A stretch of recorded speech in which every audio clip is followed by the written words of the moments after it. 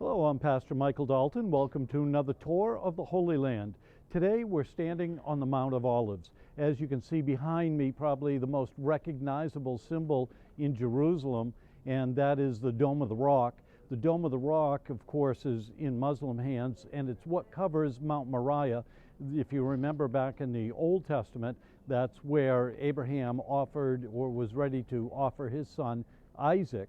And so that's why this became the very, very holy spot over the passage of years. But in the Mount of Olives, as Jesus knew what was going to happen, this is called the Palm Sunday walk. He was getting ready to go into Jerusalem, and he went through the eastern gate, which you may be able to see the double gates over here. That was the eastern gate. That's where the disciples would have gone in to find the colt, and then Jesus would have ridden in there. The palms would have been strewn in the way. But what I want to focus on more right now is this spot on the Mount of Olives. As Jesus came down, he looked to the city. We have to remember that Jesus was a prophet, priest, and king. And in his role as a prophet, he saw Jerusalem. The story is told in Luke 17, where you can read that and find that Jesus was weeping over Jerusalem.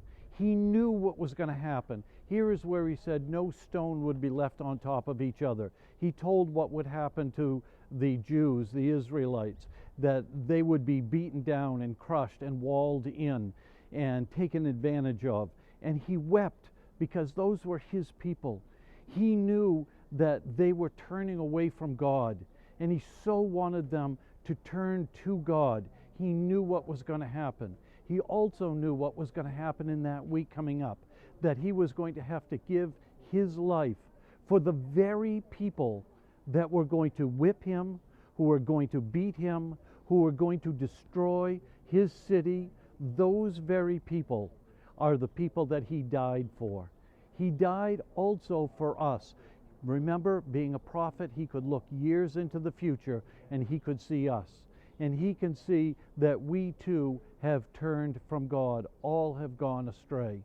And we now know that we can take Jesus' blood, accept it into our life, ask him to forgive our sins, and he will make us new.